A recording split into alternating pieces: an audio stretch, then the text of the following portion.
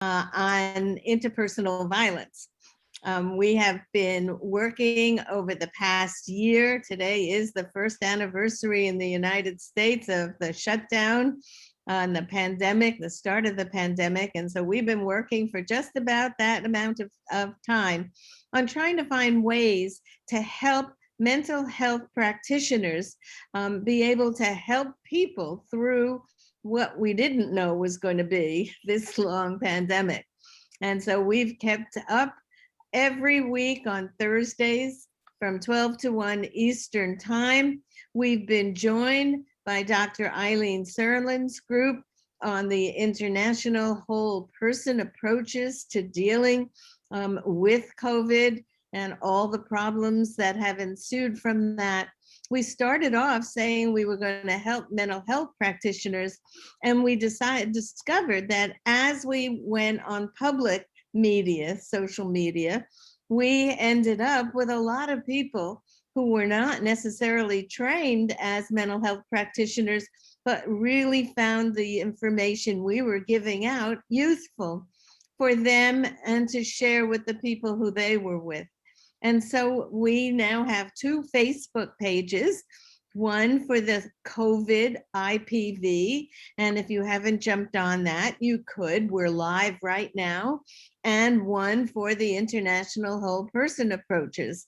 Both of those Facebook pages are live. And then you may be seeing what we're going to now record afterwards, because the recordings will be posted for quite some time. So let me start by introducing, we have a very exciting program today with 2 new presenters who are going to be introduced by Dr. Serlin. But let me introduce who's on the Zoom call, because we want to know where we're from and who we are. So I'm going to start with the way I see people. I know everybody sees the little boxes differently. I'm start with Dr. Marilyn Safer. She comes to us from Haifa, Israel. And we've got Dr. Eileen Serlin from San Francisco. We've got Dr. Patricia Villavicencio. She is from Madrid, Spain. We have Eric Pepper, who is from California, Northern California. We've got Amy Lee, who is from California, and we've got Lawrence Graber, who I see just joined us. I'm not sure if you're from California or from someplace else, Santa Monica, California. Santa Monica, there you go. And we've got the person who hosted us on, Brittany, who is from Pennsylvania. And we have Dr. Eleanor Pardes, who's from near Tel Aviv, Israel as well, and Dr. Giselle Gaviria, who is here in Fort Lauderdale, where I am located as well. So I think I introduced everybody who I can see. With that, what we're going to do is I'm going to turn the program over to Dr. Serlin. She's going to introduce our 2 fabulous guest speakers who will tell us a little bit about what they're going to do. And then after their presentations, they are going to give us some ideas, and we're all going to jump in and discuss, talk about it, and see if we can share ways for all of us to get through this pandemic, which I'd like to think is on its way out. Here in the United States, it's just been announced that we're buying millions and millions of more doses of vaccine. Last week, we had a wonderful program on should you or shouldn't you take the vaccine, and a number of us have indeed gotten it already. And I can tell you from my experience, it was a life-changing experience to know that I have some immunities, at least right now, to this terrible, unseen, but deadly virus that's still out there. So with that, I'm going to turn it over to Dr. Serlin, and take it away, please. I want to say good morning, good afternoon, good evening, wherever you are.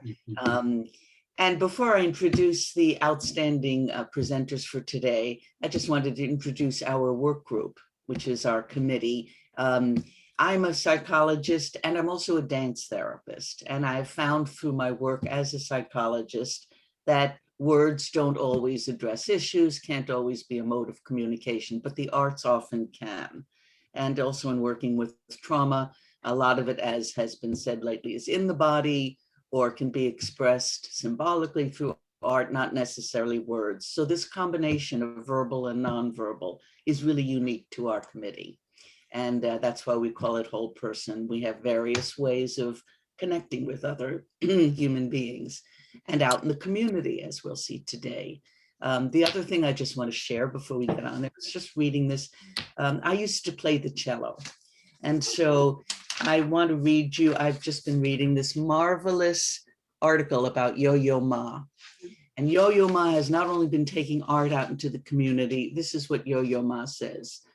Ma explained that faith, healing, and service are so much what I think a musician should strive for. Just as the physician tries to heal the body, the musician tries to address the soul. And he says, in medicine and in science, there's a concept of a catalyst, an entity or substance that creates a chemical reaction that can be lasting, permanent, transformative. During this pandemic, Yo-Yo has been a catalyst for change and healing. So with that, I'll introduce our two panelists. The first will be Hattie Warboys, if I've said that correctly, coming in from London, who I've just met, who's a marvelous dancer and has been working out in the community really, because as we know, mostly in the United States and many Western countries, trauma is considered an individual. We address the individual in our trauma work, but in many, many places around the world, probably most, trauma is a community event. The whole community is affected. What happens to one happens to everyone. And verbally, we don't really have methods for addressing the whole community. So that's what Hattie's work will do. And Dr. Pam McCrory is a dear friend and colleague of mine from the American Psychological Association, who's been bringing psychology and the arts into medical school with medical students, working with arts and healing.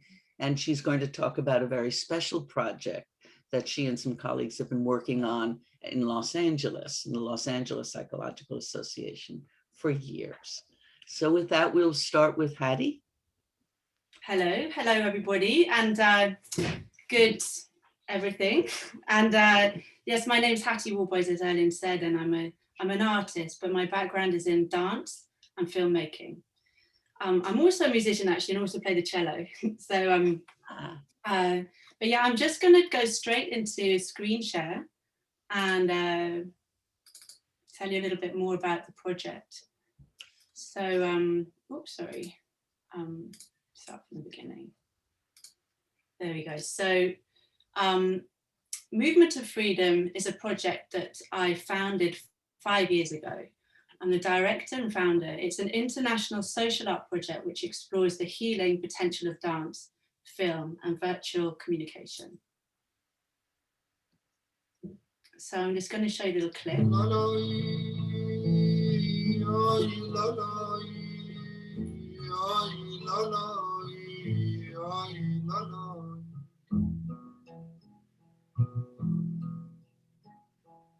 عشق من کودک بمان دنیا بزرگت بر باشی یا نباشی گرگت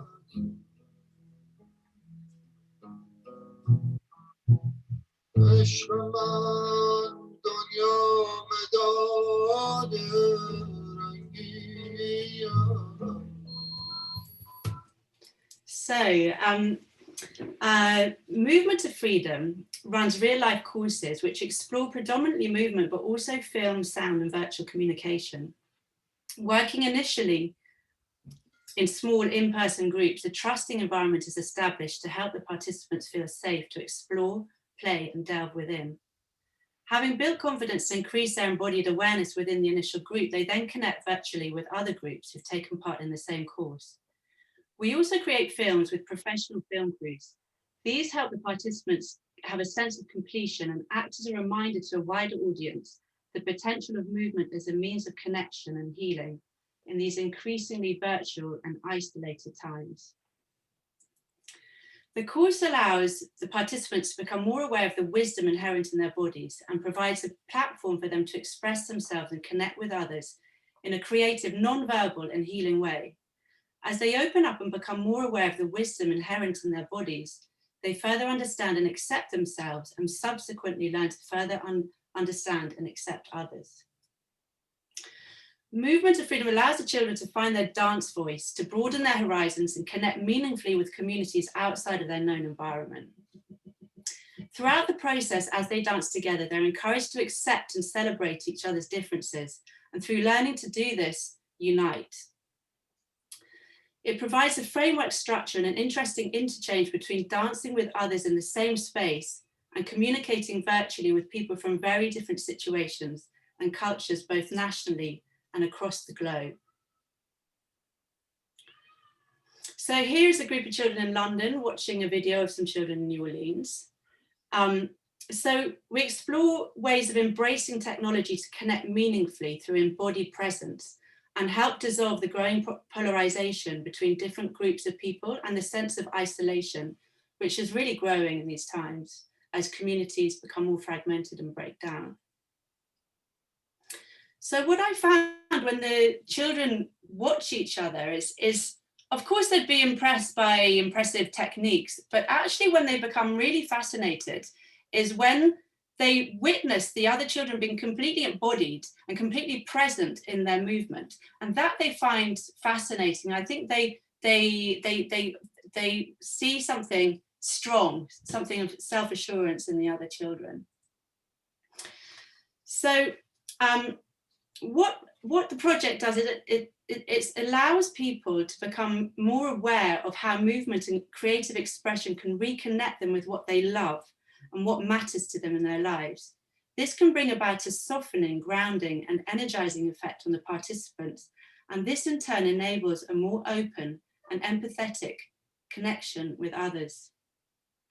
So the children, they take part in the courses, and their families know they're taking part in the courses.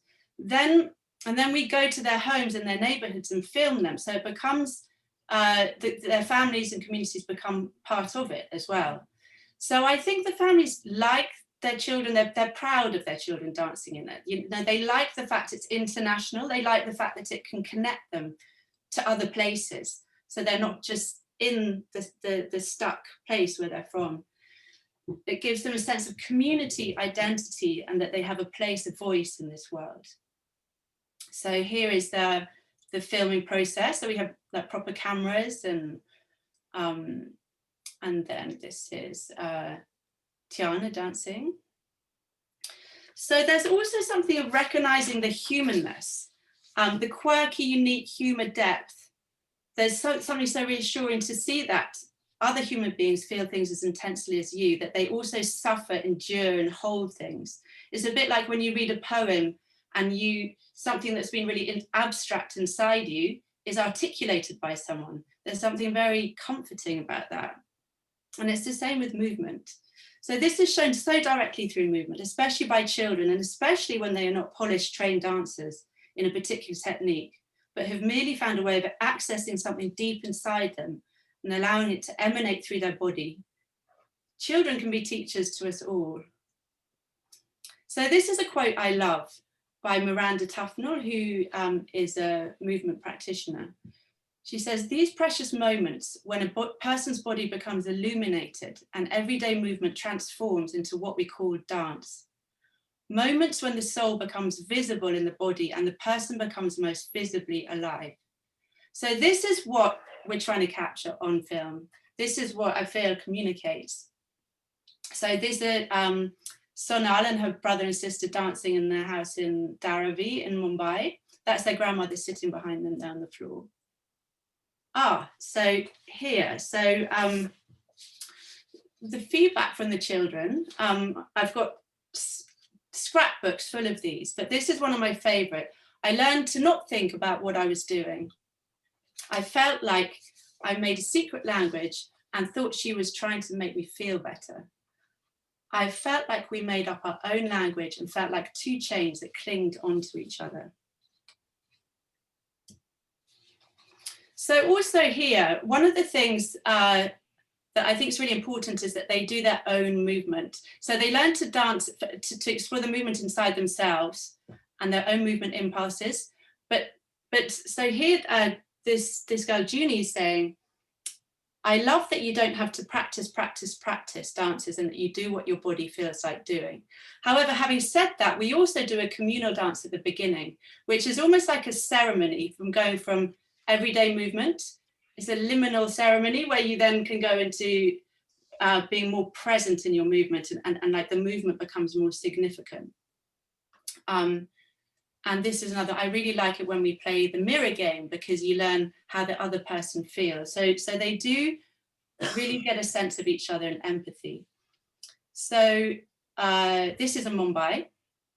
And then these are children in Rio watching him in Mumbai. So when one group goes through a healing and bonding process with each other, then they will have that in common with another group who's going through the same process. So even if the children haven't realized the effects, they can perhaps recognize it in others. So in this modern world where we're connected and polarized through often superficial online networks, we're looking to engage the participants from the outside and the outside audience with a more sensitive and integral combination of exploration and communication. So I'm just going to finish with another video. I find it hard to talk through words, so dancing has been a really good way of my communication. She is autistic. Dance is a good way to connect with people because you can express yourself, and sometimes you can't say anything, but it's more than words. When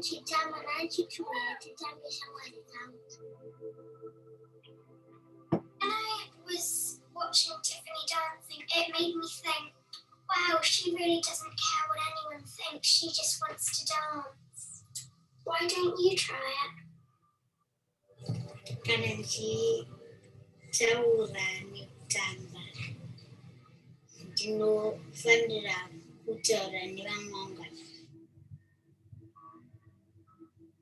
I like dancing because it just lets me feel like I don't really have to follow any rules. When you're dancing, you can think about anything you want and then make it go through your body, and then you just dance. We're all struggling and muddling through this life. Dance brings out the truth behind our protective facade. When these children dance, they're nourishing their spirits, reclaiming themselves and reaching out to us all.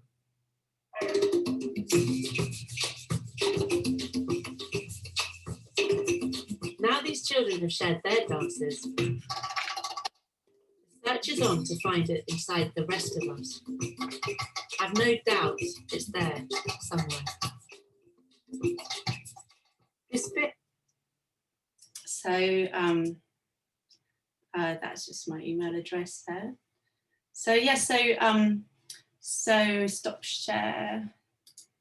So yes, so throughout lockdown, I have been doing workshops with children where we've been stopping and adults actually. I've been doing a few projects with adults too, where now we're just in these little rectangles with our heads and shoulders. And so we've been doing all kinds of experiments where we come right up to the screen. We're really playing with it. I've just been doing with small groups of children so everyone can actually see each other.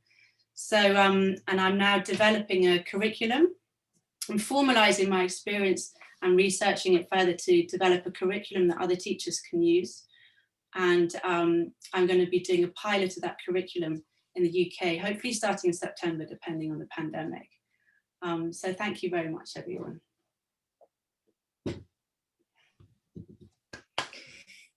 Why don't we just take one breath and just let that sink in and all those images and beauty, just beauty of that. Thank you so much, Hattie. You're welcome. So memorable.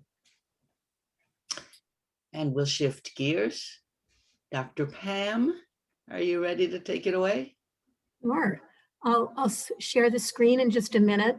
I'm so pleased that you asked me to join, and just so excited to hear about your work, Hattie. It's just breathtaking, so beautiful. One of the many things I miss is my own dancing, and I just feel the aliveness that it brings me, and I'm really going to look more into your project. I want to learn more. Thank you. I am a psychologist and an assistant clinical professor at UCLA, and I am a member of Los Angeles County Psychological Association, and work with another psychologist who is a co-chair and co-curator of our project, Mirrors of the Mind, the Psychotherapist as Artist. It started over a decade ago, and we decided that we wanted to enrich our community outreach and have something exciting for people to come and attend. And we got a generous grant because I was president of LACPA. They fund projects, which is wonderful. And we were able to rent a nonprofit gallery and invite clinicians to share their art. We really had no idea what people would share. You know, we knew some professional artists, but we opened the doors and we had a jury. Our first show, we had 35 artists. It's now grown to nearly 70 this year. And we also have performing arts called the Theater of the Mind. In fact, that was our last live gathering, was a wonderful evening in a theater with dance and song. And so that has completed both the visual and bringing in the performing arts. I'm gonna, in February, we were all set up to have another live event and sent out our call for artists, and then pandemic came. So we pivoted and we decided, instead of skipping Mirrors of the Mind, which has created a community for the last decade of artists, nationally in California and international artists, we decided that we would create a virtual gallery. I am not very technologically savvy, but we have a wonderful web designer that worked patiently with us. And I'm going to share the screen and walk you through some of the art. This is my first time sharing and taking people on a virtual tour. So I'm hoping it will, it's not up here. Hold on a minute. Sorry about that.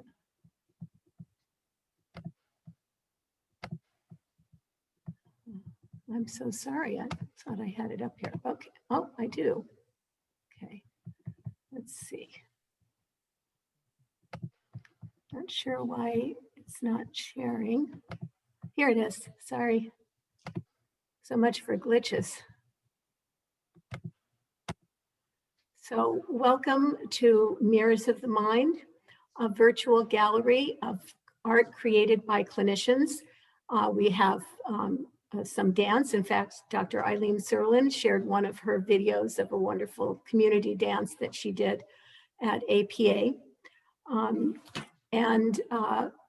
We really found that our clinicians, and I'm sure you all have, that healthcare providers are also isolated and experiencing a great deal of stress and suffering during this time. And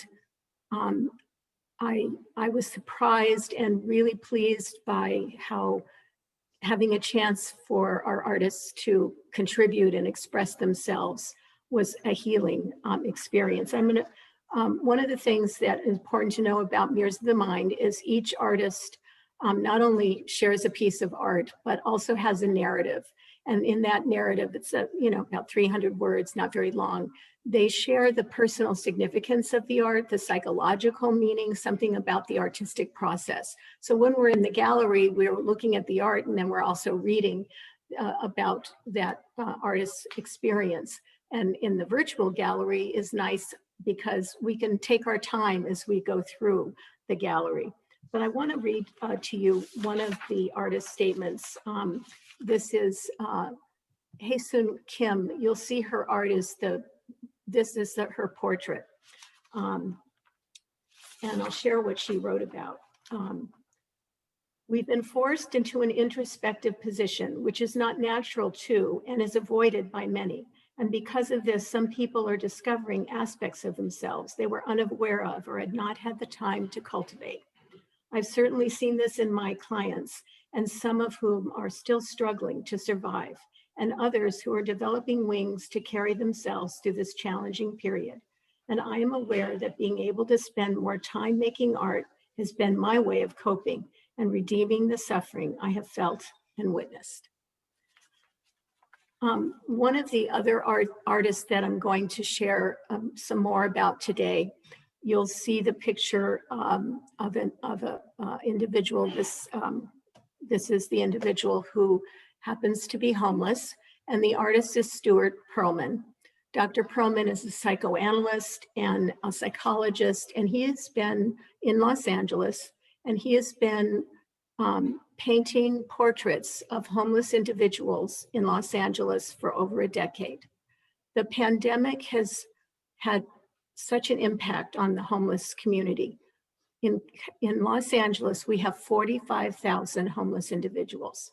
It's up 10,000 human beings this year from pandemic.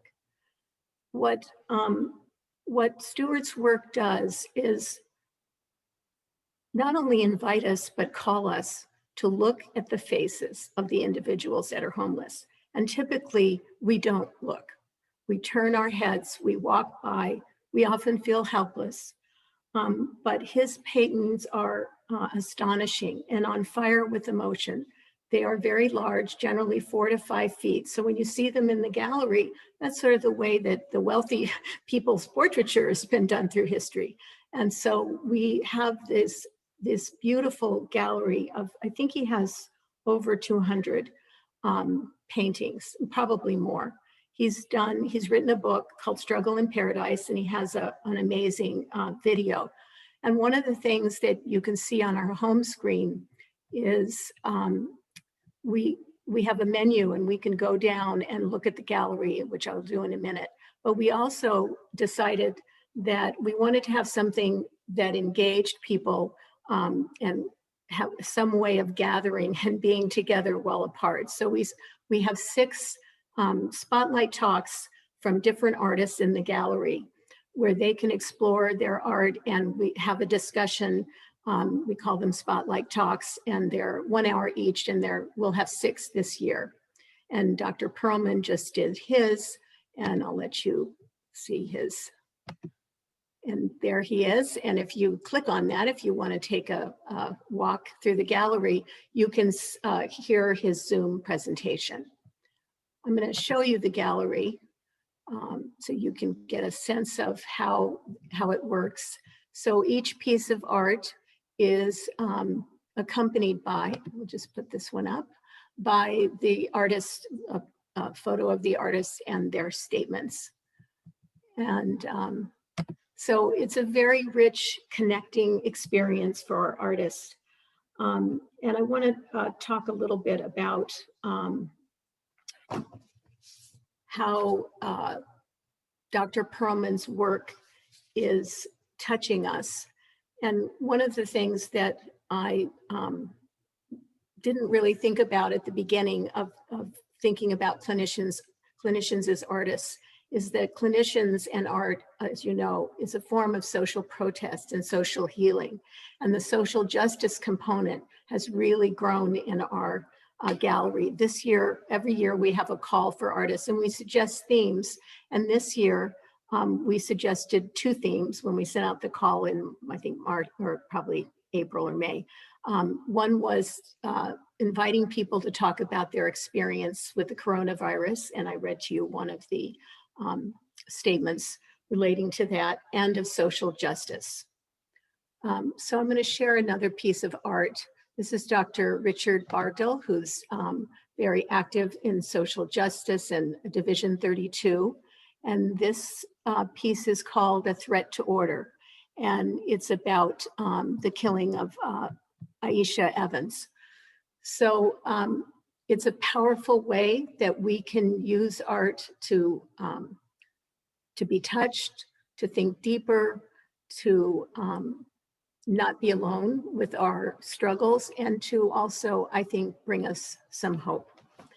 So I want to see if anybody has any questions or comments about the project.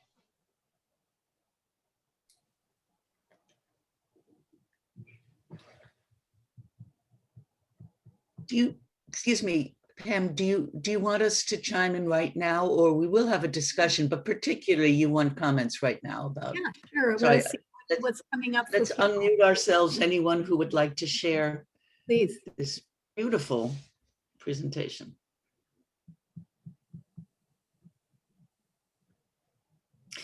Well, I will say, Pam, and I know some of these people. First of all, you just see another side of your colleagues. And, you know, we learn a whole professional persona. There's much more to each of us than that. And it's so touched by what we see, scenes of homelessness and people's faces around us. And to be able to convey that is really healing, I would say, for us. And to share those, the way so much of this has impacted us. As, you know, as Hattie said, seeing someone represent something you have felt, but haven't had the words or the ability to share it with, helps connect us at this time of, both of you talked about isolation as one of the big factors of COVID. Mm-hmm. And this is a way for us to share and connect.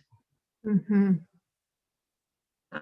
Yes, I really, it's so inspiring to hear about the use of art also to take care of ourselves.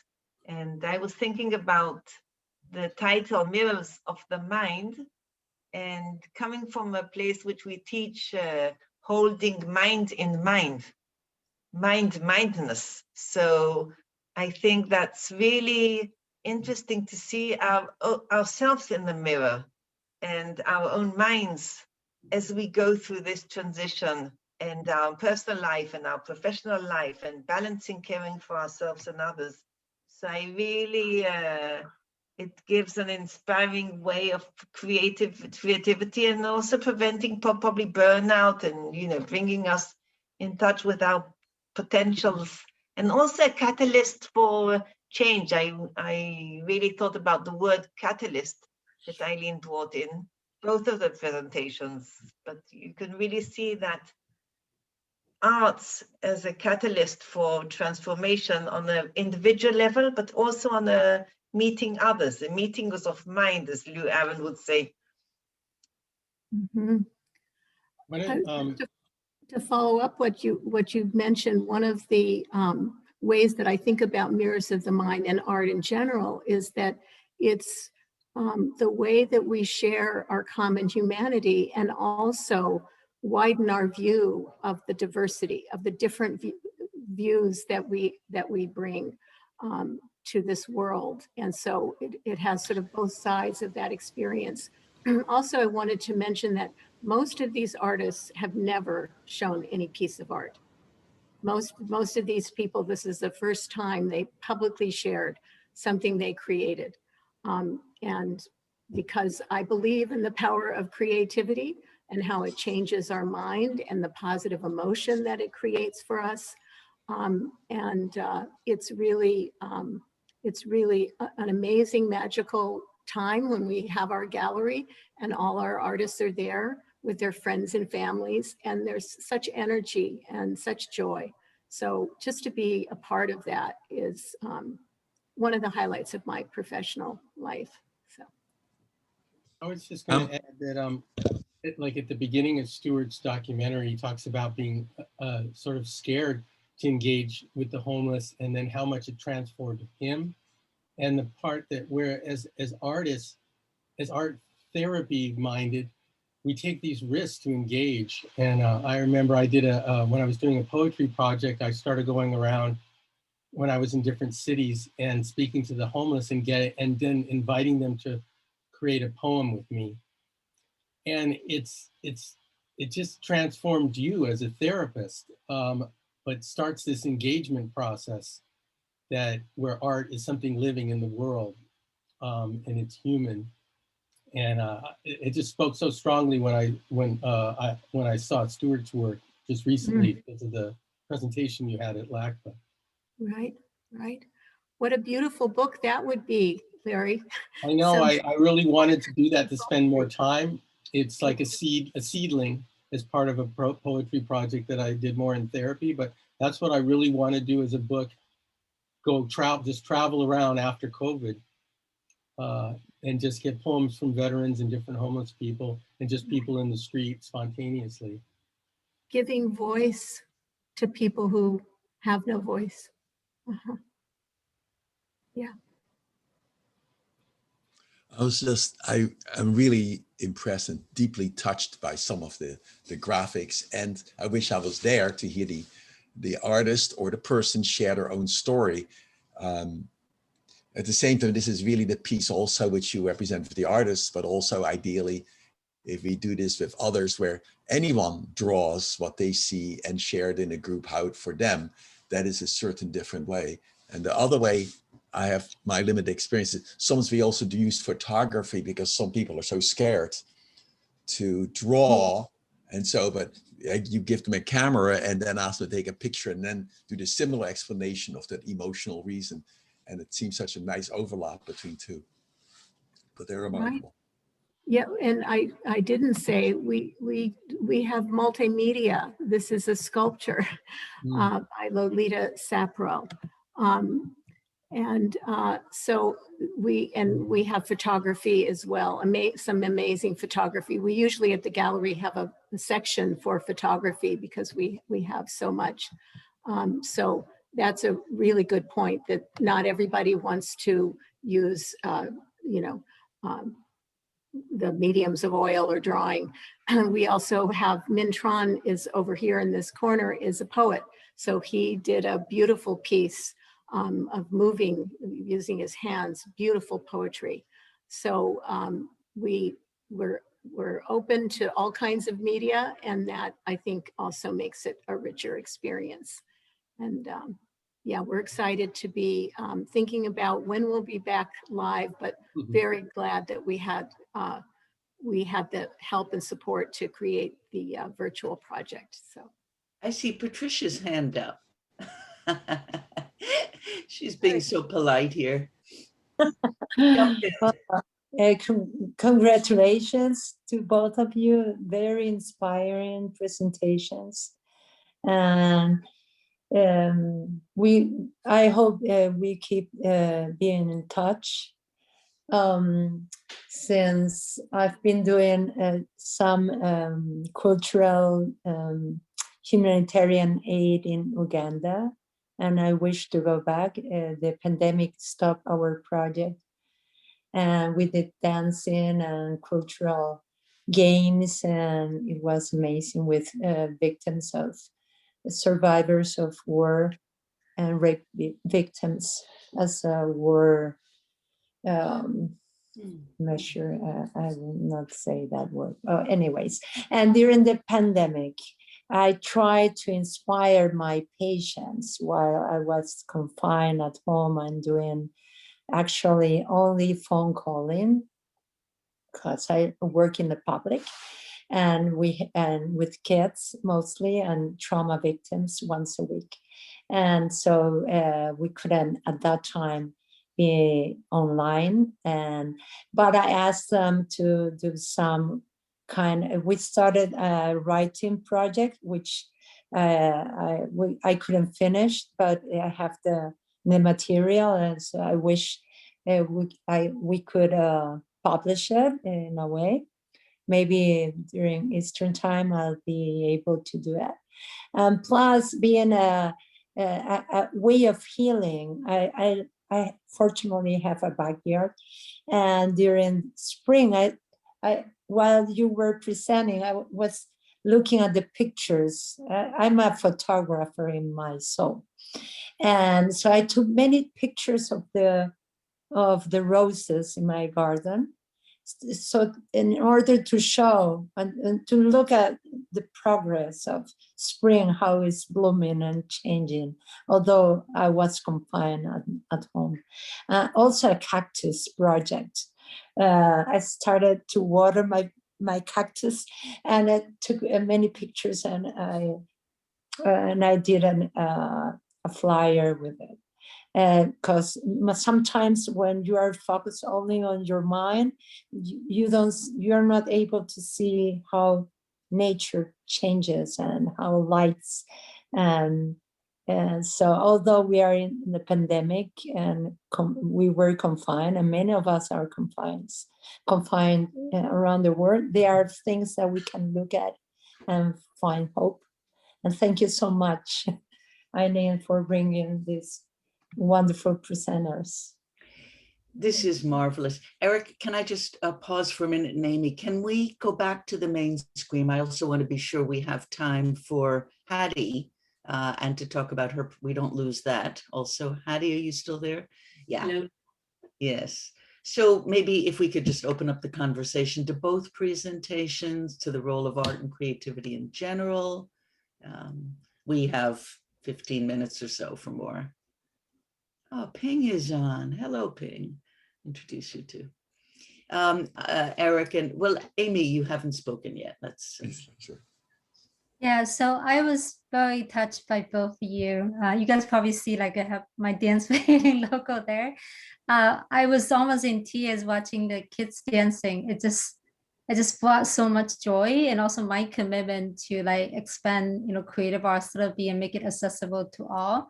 We barely just submitted a grant proposal to National Academy of Medicine to set up an intergeneration program to help elderly and then the younger kids to dance and remotely connected and nudge them as buddies through our technology platform. So just like, oh my God, this Eileen, I'm so grateful for you to bring these community to me, because before I was part of this community, I feel I was just very alone. Like, I am the one trying to make art and how connect. And like, where are these people out there? Like all these clinical studies, but people are not implementing into healthcare. And, like, it's so joyful to connect with all of you. And then for Pam, and it's similar to Hattie too. So in each of our dance for healing sessions, we started with Stanford Cancer Supported Care Program. At the end, we always block out 15 minutes for the patients to really just draw. And, we bought like a whole bucket of marker, different colors, and, a piece of, like a white paper, and just say, imagine you're a child and, your teacher give you a whole bucket of marker and you just draw out your experience. And we have a lot of patients like, I don't know if I can draw. It was like, even just writing down words or like, just capture a few words or draw whatever. And then at the end, we have them hold it up and share. Oh my God. And that was the most touching moment. Like, people were like, oh my God, like my word is like a crowd. This flower, when I was dancing, I smelled, it was beautiful. Like really kind of have helped them like having that the benefit they just got from the movement really being captured and fully self-expressed through the art and share with the community and really create that bonding experience. Yeah, it's just so exciting. It makes the instructors also very happy, because normally you teach a class, you never really get feedback from your student how it really make an impact for them, and you see in this visual beautiful art, it's just amazing. Yeah, so thank you so much for your both. I would like to introduce Ping. May I introduce you? Another dear friend who's got an amazing project that she does just a little bit. You're too kind. Hello, everybody. Let everyone know a little bit about what you're doing too. And I hope you've been here for the presentations. I didn't see you. I unfortunately couldn't miss that part, and I'm hoping to just learn from the rest of it. And next time I will try to get here on time.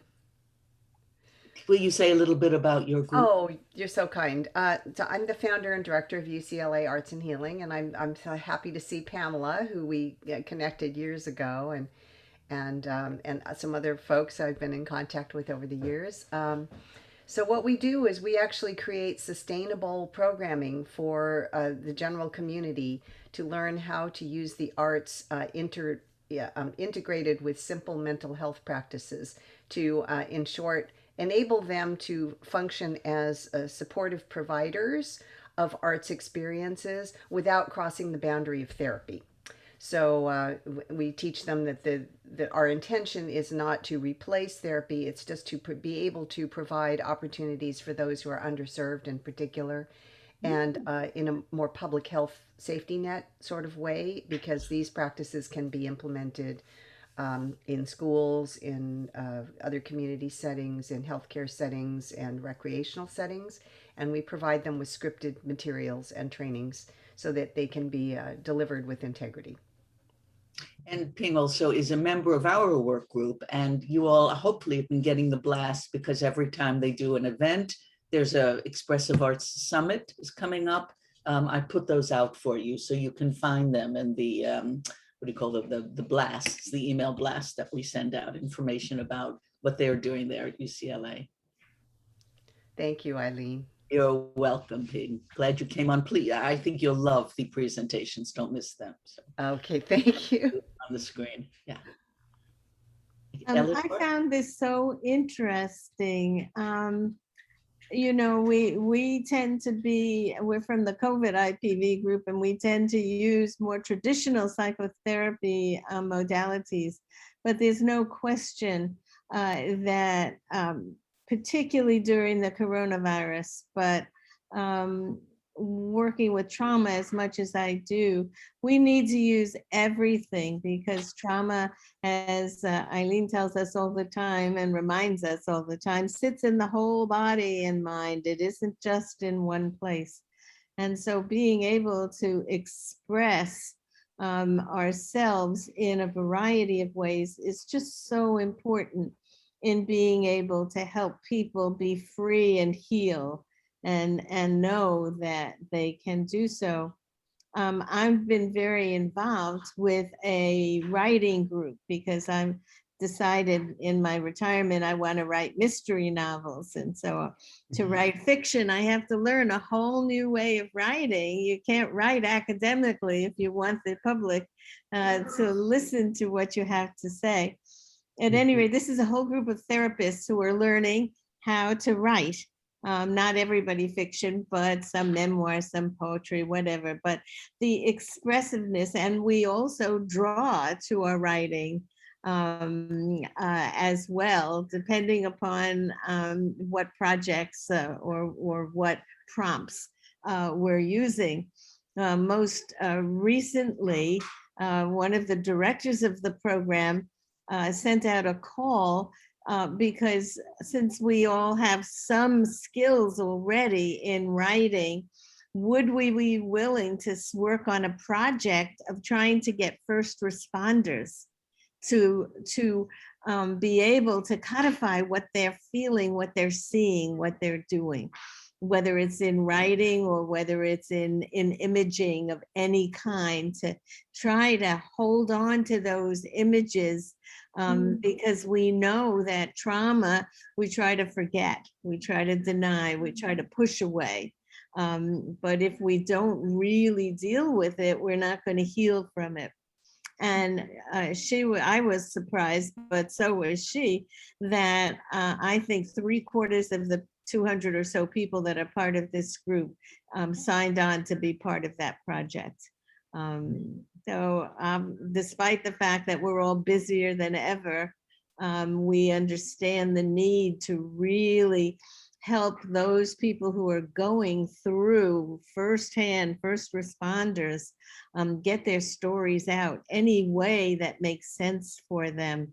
Maybe through dance, maybe through art, maybe through writing, so we don't lose it. Because we'll have more pandemics, I'm afraid, and we need to know how to help people get through these tough times. So thank you so much, Hattie and Pam. And I wanted to ask Pam, how do you use it at the medical school? Having taught on a medical school faculty early in my career, I wonder how they resonate to it. So my students know about the art. The way that we bring is very similar to what you're talking about. The therapeutic to the medical students is they are required to basically do therapeutic writing. We don't call it that. We call it reflection. But each week we have usually a prompt about perhaps grief and loss, death and dying, bias, ethical issues, communication. So from their experience. And so here are, you know, people becoming physicians in their 20s, the first time they may see someone die. The amount of the disparities in care that our students see because they go from UCLA to Oliveville, which is a community medical facility, that is, it's really heartbreaking. And it's so important. And they have beautiful voices when we encourage them to write and to share. And I think that's a key of why this experience is so healing. The other thing I just want to add is a paradigm shift that a colleague of mine, who's a creativity expert, Ruth Richards, she is introducing me to arts-based research. And that's what we're doing. When we write, when we experience the world and share what we see, we're doing arts-based research. And I think that's a paradigm that we need to open up to. And there's some wonderful writing about fiction as arts-based research, because as we know, fiction is based on what we know and see and think and imagine. So I like that new paradigm. I like that paradigm as well. And I also wondered, I remember when I taught at the medical school faculty, we would take these young, very young people, a lot of them very naive to the world's experiences, and they'd come in and they'd be so lovely to work with. And by the time they left, they were hardened. They did not have access to those emotions that they had when they came in, and it was sad. So I just applaud what you're doing there, and hope that that's going to make that difference. It can't not make a difference. Thank you. Can I share a few words about the writing? Wait just a second. I just noticed two people have raised hands, and Okay. I just want to be sure, Amy, that anybody who hasn't spoken yet has a chance to. Going once. I think Ping had their. Eric is creeping up there. Eric. Anyone else? You know, Going once, gladly going speak. twice. Amy and Gladly Eric. speak. Go ahead. Okay. Also, So I Eleanor just had- wanted to, oh, do I go first or do Eric go first? Go ahead. You both have spoken, so please take the floor. Okay, sure. So what I just wanted to share is that during cancer, I went through the Writing to Cancer program at Stanford, and that really helps me. I have about 200 creative writing. Now I'm putting together, along with about 50 industry expert interview into a book. And I could tell you that the poem just came out, you know, when I'm sitting in those writing group, 15 minutes of writing usually, and it was usually directly dive deep into one of my tough moments during cancer that I don't normally share when I'm doing public speaking, right? I'm trying to be this bubbly, happy Amy on the public stage. But when you read my writing, it was just, I call it like my meditation, because it allowed me to digest and process. And because I grew up in a very Buddhism culture, and there's always a little philosopher come out in my writing, like kind of pondering about the meaning of life. And it's beautiful. And it's also very humble hearing other cancer patients, you know, when they share their writing, because for most cancer patients, it's like the most difficult thing. But when you hear other people share, you realize, oh my God, it gone through much worse than me, you know, and it really kind of ground you, like make you feel humble and empathy. And it really keeps me grounded. Yeah, so I just want to share that. It's beautiful. Thank you. Thanks, Amy. Eric? I have two comments. One, for both of you, great. One was just for a comment for Pamela. I wonder if you may have done this, have the artist do a little description, you know, like do at the gallery, videotape that and make that a YouTube channel of the different pieces of art. That's one. And the other one was for Hattie. I loved watching the children dance and play and do this. I think it was just gorgeous, really inspiring.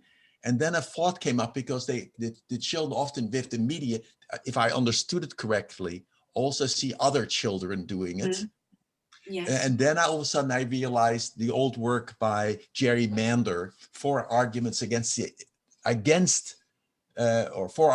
the elimination of television, because I realized I saw this more British, younger child in a very affluent environment dancing in their home, and then some of the other people in a very impoverished environment. And I thought, gosh, that leads to a kind of, a disconnect for both, because what I see, I love the ones in nature, right? Because then I can identify in any culture where I am. It's like this kind of, and because there's this study of Inuits, when Inuits watch the beginning of television, they became really dissatisfied in their own world because they saw all these other rich people. And yet for the children, you want to focus on the children. And I just wonder if the background in which they are sharing would be more neutral, not neutral, but I can identify more of that background, that's all. That's really interesting. It's something I've thought about a lot. And I've actually got this book that I had as a kid. It's called Come Over to My House. And in it, you get all these different countries, and the children are playing together in all these different countries around the world. And there's something that I think, even from when I read this as a child, that there's something about actually going into the houses that makes you feel more connected with them, or for the children to communicate with each other. I think that it's more, you get to know them a little bit more than in a neutral environment. But it's a good point, and there's so many aspects of it to think about. Yeah, Hattie, that was exactly what I picked up on. I really like seeing in the different homes, connecting. Sorry, what did you say? If somebody else wants to share, that's okay.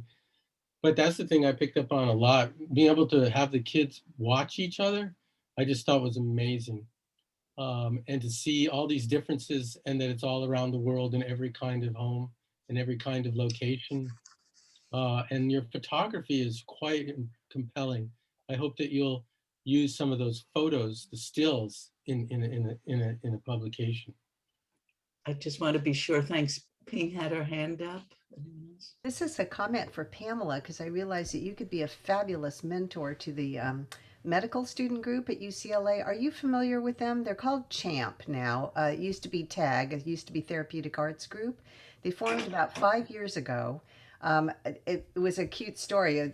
A first-year medical student was in my dance class, and she said she wanted to work with the arts in the community, and so we worked together, and I developed a full-blown curriculum for her, and she developed an ongoing club at UCLA. And in the fifth, we would train them every fall for free, so that they could go and work with patients. And we worked very closely with the brain tumor program at UCLA to assess the outcomes and things like that. And then this last year, they took a hit with the pandemic, and also a kind of an uncertain and small leadership. Usually they would pass the baton every year to another set of first or second year students. I would love to connect you with them, because I think they need some mentorship and guidance. And you're like, I just went ding, there's the answer to their needs. Thank you. Yeah. I wanted to say before we close that one of the reasons I'm so touched by this is, as a dance therapist, I've worked with autistic children. I started the arts medicine program at California Pacific Medical Center. We worked with support groups for women with breast cancer. I have been impressed through my working life at the power of the arts. And it's been growing. So just now you can find and it's interesting because part of the function of our committee, and Lenore, we've talked about this, that especially in COVID now, especially with so much, we need to be interdisciplinary. We need to break down our silos of professionalism and community work. And so there's some, I don't want to say tension, but a bit of struggle about how do we have to be a creative arts therapist? Do we have to be a psychologist? Can we be an artist going out? But more and more these fields are growing. Arts medicine around the world is growing. We have some books on this. And so we can encourage us to, the collaboration that you're all talking about, Ping, that you just talked about, is growing more and more. So we trained therapists to bring the arts. So they already have, it's really important. Hattie mentioned this, clinical sensitivity, because the arts are so powerful. They can unleash, and they've been criticized, rightly so, by psychologists being mere catharsis, et cetera, et cetera. And the arts have been very separated from more serious psychological.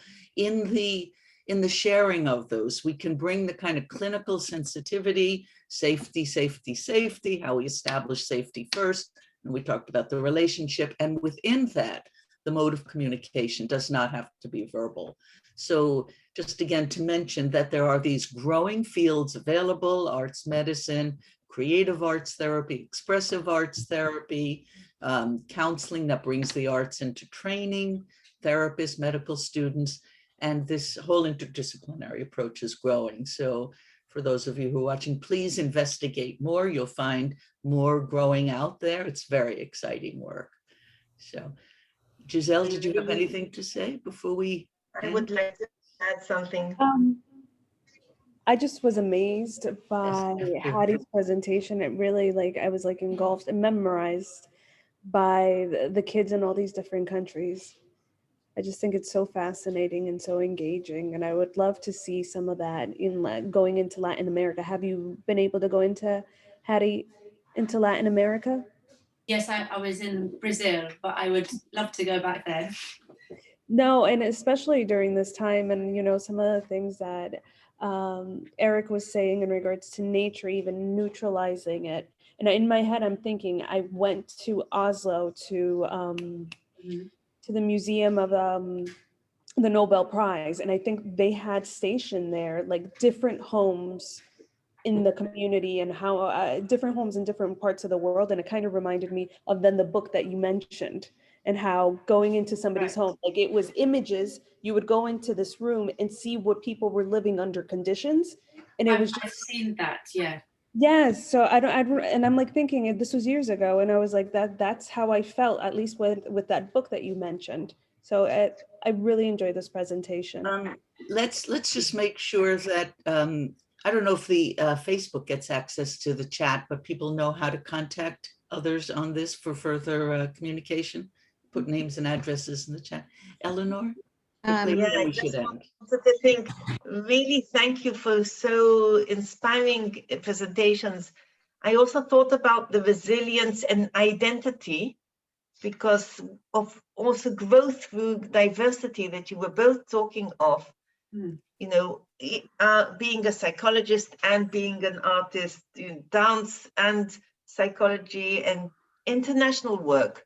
And you know, Harriet from Uganda is here, Patricia from Spain, Hattie from the UK, San Monica. And I really think, you know, as someone who teaches in an international university, a school program too, I really think that weaving these connections and looking at those, you know, what we learn from connecting to each other about the meetings of our minds and growth through diversity, right brain to right brain, but this is really, our lives are multi-storied, not single-storied. And I really appreciate the fact that, you know, identity, narrative, and resilience are really so important. So stories waiting to be told, many stories waiting to be told, unstoried lives. So really thank you for that. You're welcome. I would love to talk about this loads more. I would love to have the addresses. to extend it. Obviously, an hour is not enough time. But it's been really very exciting to host it, and we will invite you back, Hattie and Pam and others, so that we can continue this conversation. Because it is important. I was thinking, just as a kind of closing, excuse me, as I was listening to what people have been saying, is that maybe psychology and the discipline of psychology and the science of psychology feels comfortable enough that it is a science that now it can integrate back with the arts, because for so long we fought so hard to be seen as a science that we left out a part, a really important integrated part of who we are and what we're all about. And so we're not just about the STEM disciplines, we're about STEAM disciplines. Exactly. Science, technology, and art. Yeah. Exactly. I think especially I know, the 'cause people pandemic. said to me when I was going to do fiction, they said, well, you won't use your real name, will you? I said, well, why not? That somehow that would make it me less than a psychologist to write fiction. But that's nonsense. And I think we have to really just keep keep on doing what we're doing, folks, because it's important. It's really important. So to be continued. Absolutely. And thank you for showing Hattie. up. We Thank will you. continue. Pam, thank you. Thank Eileen, you for all. putting it together. And we will see you next week. Thank you so Same much. time, same place. Same All Zoom. of these Thank you very much, presentations everyone. will be on COVID IPV on the Facebook page and on the international interpersonal approaches Facebook pages. Facebook page. So those two Facebook pages will carry these videos. They were live. I was watching it and listening for people commenting on it while this was going on. So I know that they're live, and they now will be recorded and will be on there. Harriet Adang has been on, and she asked that question from Uganda. So we're spreading all over the world. Bye, everybody. Have a wonderful week, and see you all next week. Thank you. Thank you. Bye. Bye. Thank you, Hattie. Thank you, Pam. You're welcome. Thank you. Thank you very much. Have a Thank lovely you. rest of Thank the day, you, everybody. Heidi and Tom. Right.